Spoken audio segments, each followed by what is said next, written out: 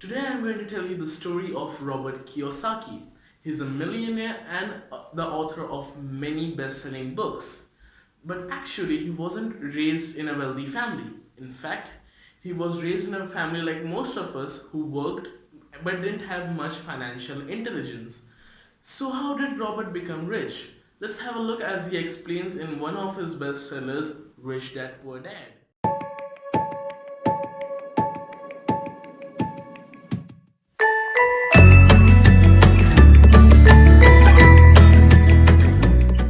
Robert was raised in Hilo, Hawaii. At age 9, he went to the same public school where all the rich kids went. He always felt that the rich kids separated him from them. So one day, he went to his dad to ask whether he knew how to get rich. Well, his dad didn't know the correct answer as he wasn't rich himself.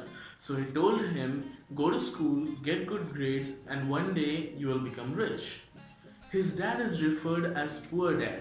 Well, he wasn't actually poor. In fact, he was earning quite a decent amount of money. But in the end, his financial life takes a turn for the worse. Now, Robert had a friend Mike.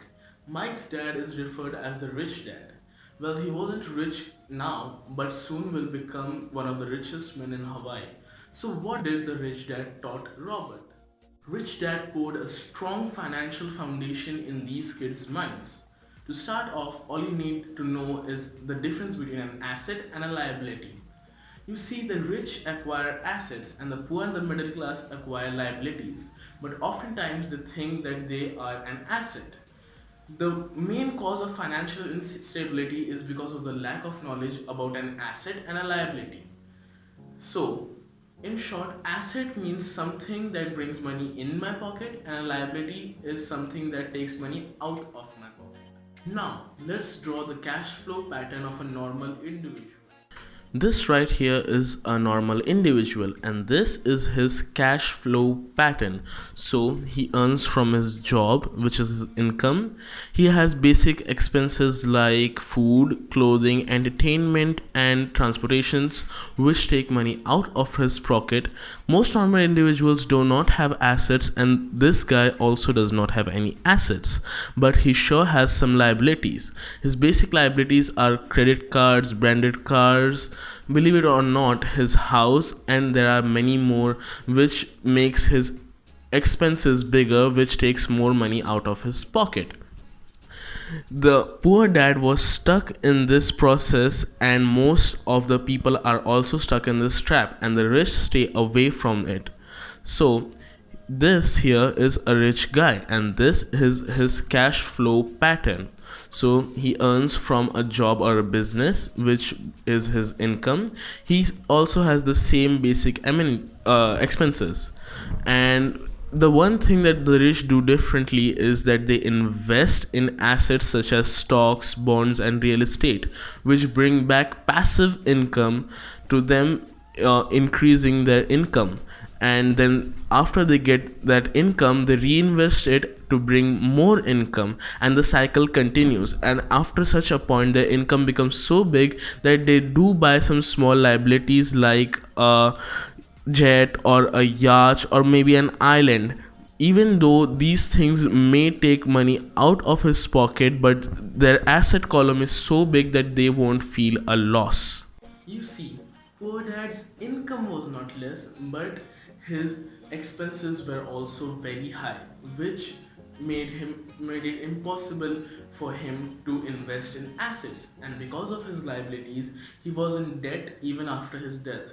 This is the problem of having income is equals to expenses or liabilities more than assets. Rich Dad's theory was of investing and minimizing liabilities, which made his income greater than his expenses because of assets greater than his liabilities. This is why the rich are getting richer. Their assets are high enough to cover their expenses, and a balance reinvested into the asset column. The asset column grows bigger and their income grows big with it. You see, both dads worked very hard, but they had opposing attitudes. One dad said, study hard so you can find a good company to work for. One dad said, study hard so you can find a good company to buy. One dad said, I can't become rich because I have kids. One dad said, the reason I should be rich is because I have you kids. When it came to money, one dad said, play it safe and don't take risks. One dad said that you should be able to manage the risks. One dad said, I can't afford it. And the other dad said, how can I afford it? Even though both dads had tremendous respect for education and learning, they disagreed on what they thought was important to learn. Robert learned from the rich dad that in general population their lives are run by two emotions, fear and greed. That is what makes them stuck in the cycle of get up, go to work and pay bills. Get up, go to work and pay bills. The fear keeps them working and earning in the hope that it will one day go away. The other emotion, greed, is the reason why most people are working for money because of the joy they think it can buy. But the joy that money brings is often short lived. Soon they will need more money for more joy, more pleasure, and more comfort. It is the same fear that makes people go to schools in hope to find a high paying job. Well, don't be discouraged. Education and jobs are important, but it won't be enough to handle the fear. In order to handle the fear, you must understand the power of money, not be afraid of it. But if you don't, most schools do not teach the power of money, and if you don't understand it, you will become a slave of it.